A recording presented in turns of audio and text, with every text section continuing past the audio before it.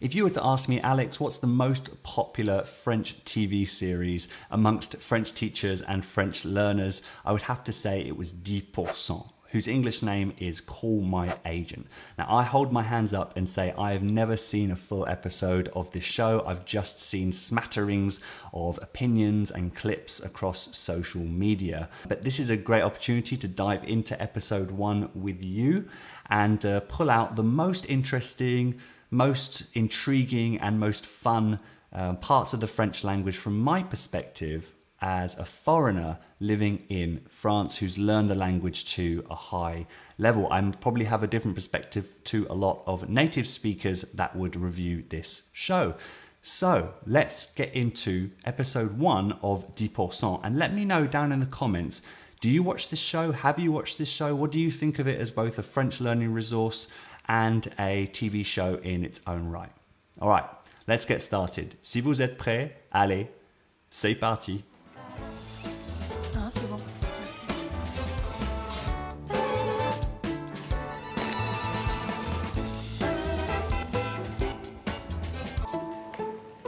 Alors Cécile, j'ai entendu dire que vous aviez été approchée pour faire un film aux États-Unis. That's interesting. I'm going to be alert to this in the rest of the episode, but the subtitles miss out a big chunk of what she said, and then it used the wrong tense in the second part of the sentence. But anyway, she said, alors Cécile, j'ai entendu dire que. Now, this is interesting to me. It's a little thing, but it's interesting to me because she's basically saying, I've heard that, right? And in a video a couple episodes ago, I said you could say, j'ai entendu parler de, or j'ai entendu parler que, I've heard about, I've heard that. But here she says, j'ai entendu dire que, which I guess the best direct translation would be, I've heard it said that. I've heard it said that. But we don't really say that in English, but that kind of makes sense to us, right? So she says, j'ai entendu dire que. In English, we would say, I've heard. So that's the past tense. I have heard it said, and then said would be in the past tense, right? But in French, they use the infinitive. So they say, j'ai entendu. That's passé composé, past tense. And then it says dire. I've heard it to say. But that's their way of saying, I've heard it said that. And then the second part, she says, vous aviez été approché. Dire que vous aviez été approchée pour faire un film aux États-Unis. You have been. But in this case, she uses the plus-que-parfait tense because she's talking about something that happened before another event. The first event is that she heard something said. J'ai entendu dire, so that's passé composé, and then to indicate to us that the other thing happened before that event, she puts it in the plus-que-parfait tense. So that is, vous aviez été approché pour faire un film aux États-Unis. Vous pouvez nous en dire un peu plus? Bon, mais c'est off de chez off. Hein. Ça restera entre nous.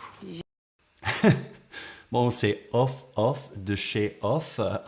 I think she's playing with the language here. That's quite cool. Let's listen to that again. Bon, mais c'est off de chez off. Hein. Off de chez off. You know, I don't grammatically think this makes sense. She's using off, which is obviously English. I think they use this word a lot. And I guess off means off the record. You know, she's talking to a journalist. But I like that off de chez off. I wonder if that's an expression that exists already or she's completely made that up. Immortel qui revient aux États-Unis. I like this. So he's got a text from someone in line with this film that she's talking about, and she texts him first in English, then in French. I like that. That's a good representation of French in today's international global world. You know, it's people use both languages, especially in this international film industry. I'm guessing this person is foreign based on her name, Miranda Jones. And, you know, she's using grammatically incorrect French, right?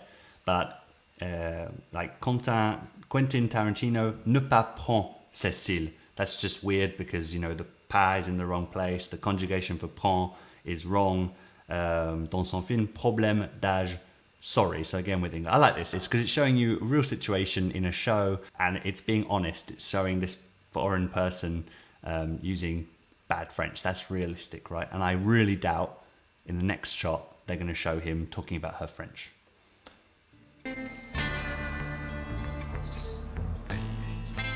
No, he's focused on the news. Enfin voilà, c'est une super production hollywoodienne et voilà, c'est un grand rêve pour moi de faire un film avec Tarantino, quoi. So she introduced us to a new adjective there. C'est une production hollywoodienne. Hollywoodienne, right? Enfin voilà, c'est une super production hollywoodienne et... Production's feminine, so she turns the masculine adjective of hollywoodien to hollywoodienne. C'est chic ici, hein. Ça donne des sucettes gratuites. Non, mais c'est pas des sucettes, c'est pour faire fondre le café, ça. So another thing that's particularly French that's tricky for us English speakers is putting faire before something. And this is called the causatif in grammatical terms. And here she says, il donne des sucettes gratuites, like lollies, free sweets, free candy. And he says, non, c'est pas de sucettes, c'est pour faire fondre dans le café. Or that's what the subtitle said, pour faire fondre something in the coffee. So like to make something melt. In English, we just go directly to it's to melt whatever it is, right? But the French have to say faire fondre, and that is because they are not directly impacting the thing that's melting. They're using an instrument, which is the thing which is making the thing melt in this case. So they say faire fondre, and you use that for anything where you are not the direct cause of the change. So the way I learned this was with the example of if you are boiling an egg in a pan of water, you don't say moi je cuis un œuf. You don't say I'm cooking an egg. You have to say moi je fais cuire un œuf, and it's because it's the fire or it's the instruments that you're using that actually cooks the egg. And so now I always think if there's anything that I'm doing that I'm not doing directly, yet I'm causing something else to do that action, I think, do I need to use faire in front of this, right? It's also why you say, je vais me faire couper les cheveux. Me faire couper. Now, this is because you say someone else is going to cut your hair. So it's like a way in English to say to have something done for you is to get someone else to do it for you, right? So je vais me faire couper les cheveux is saying that you're going to get someone to cut your hair. If you say je me coupe les cheveux, it's saying I'm cutting them myself. Okay, I don't have that problem anymore. But in French, if you go to the coiffeur ou la coiffeuse, vous allez vous faire couper les cheveux. So I urge you, I'll put a link down in the description to help you learn the causatif. But yeah, it's very interesting. So they use it a lot in French. So maybe now you'll notice it in the future. Ok. Et qu'est-ce que tu viens faire à Paris? T'es en vacances? Oh, ouais, plus ou moins. Comment ça, plus ou moins? Et qu'est-ce que tu viens faire ici à Paris? T'es en vacances? And she says, ouais, plus ou moins. So that means it's quite simple. Yes, more or less. It's the next bit which interests me. He says, comment ça? Plus ou moins. And again, the subtitles missed off part of it. It only said comment ça. Comment ça is sort of like, what do you mean? Or how's that possible? But here, what do you mean? Like, explain. Comment ça? And it's kind of weird in English if you translate directly. It just means how this or how that, right? But you might have known that the most common way in everyday French to ask someone to repeat, to make it clear that you haven't understood, comment? So they just say how. It's a bit weird, but you just kind of learn to accept it. So here it's sort of an extension of that. Comment ça?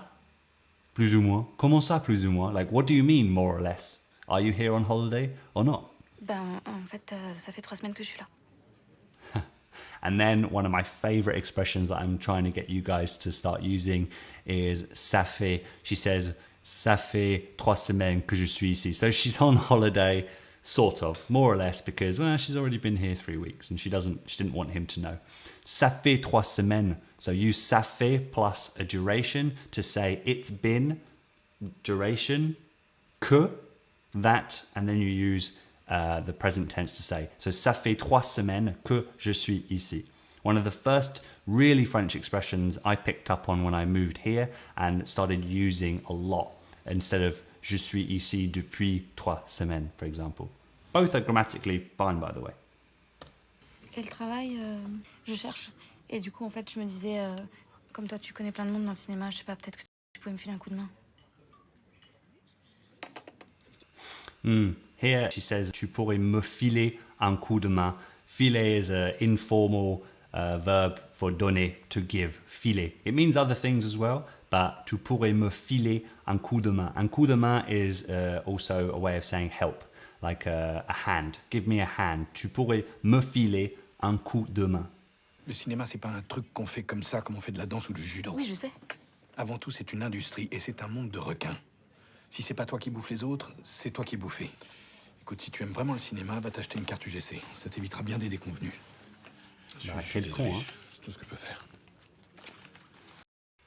Leaving aside that this guy doesn't seem like a very nice person, when he says c'est tout ce que je peux faire, I like this because grammatically it's different to English. He says it's everything, it's all I can do for you, or all that I can do for you, because in French they require that in the form of que, whereas in English it's optional. But when it's preceded by tout, when it's everything, you have to have ce que, which usually means what. So it's all what I can do. C'est tout ce que je peux faire. But you have to just kind of forget that and know that it's just how you say that's all I can do for you, or all that I can do. But they always say that, tout ce que, tout ce que. So you end up learning and getting very good at just saying tout ce que, tout ce que. It just becomes this sort of one sound, tout ce que je peux faire, tout ce que je peux faire, but tout ce que je peux faire. It's weird when you look at it and think tout ce que means all what, right? But that's in the details. Oh. Non, réponds pas. Non, mais je réponds pas, je mets juste sur silencieux, ça me stresse Ah, trop, il y a cette donc- sonnerie. T'as rejeté l'appel. Si, t'as rejeté l'appel de Cécile de France, là. Oh putain. Oh putain! Oh putain! Non mais c'est comme si tu l'avais raccroché au nez, là! Oh putain. Mais si! Non mais monsieur a raccroché au nez de Cécile de France! non, mais je- Mais si, putain! Putain! Sors de là, putain! Putain, sors de là! Non mais il a raccroché au nez de Cécile de France! Regarde! Une star!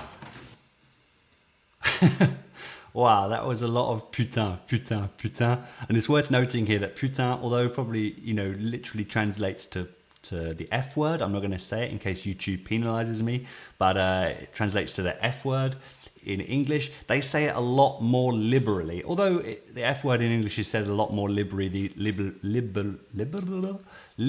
these days than it used to be. Putain is used more like crap, damn.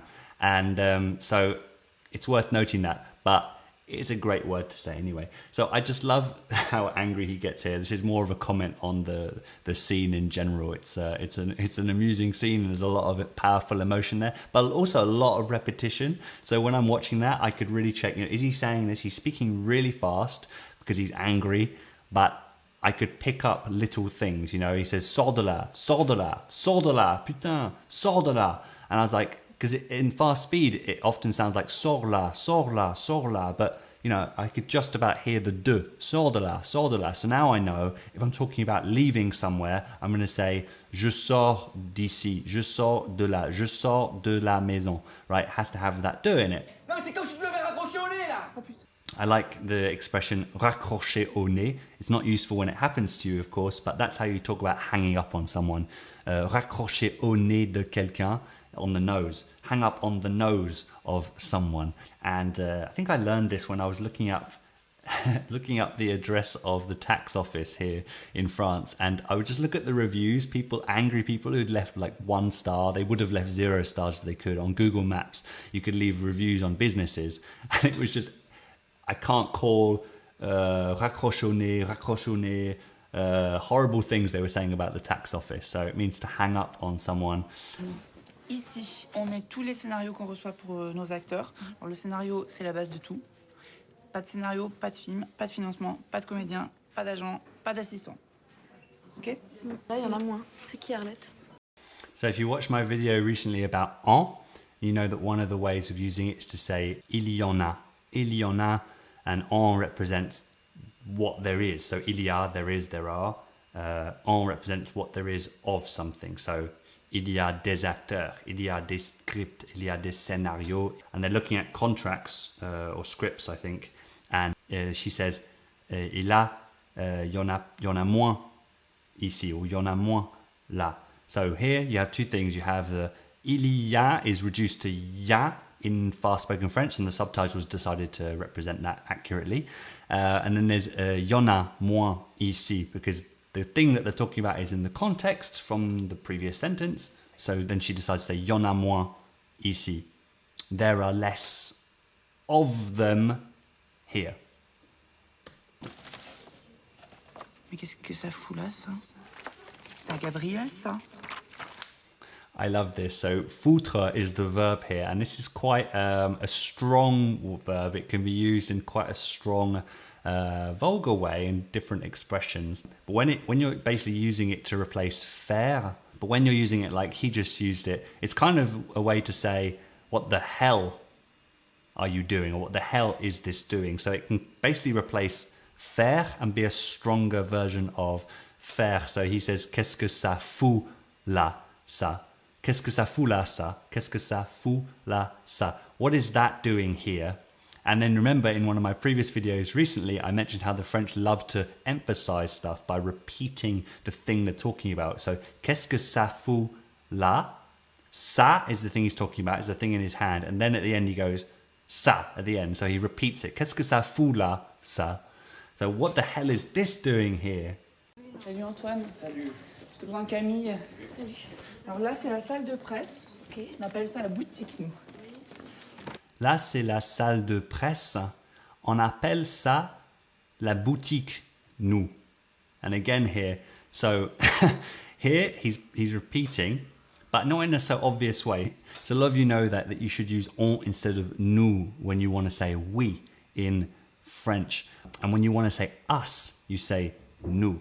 What I mentioned a moment ago about the French loving to emphasize who or what they're talking about, in French, they basically use the stress pronoun form of the person or the thing they're talking about. So here he said, on appelle ça la boutique, nous.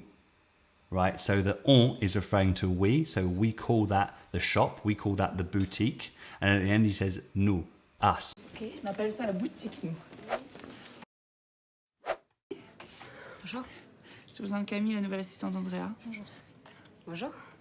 It's a nice reminder here that the French don't use the verb introduire, which literally translates to introduce, but is a faux ami, false friend. I made the mistake of using right at the beginning. You can check out my video on that up here or up here.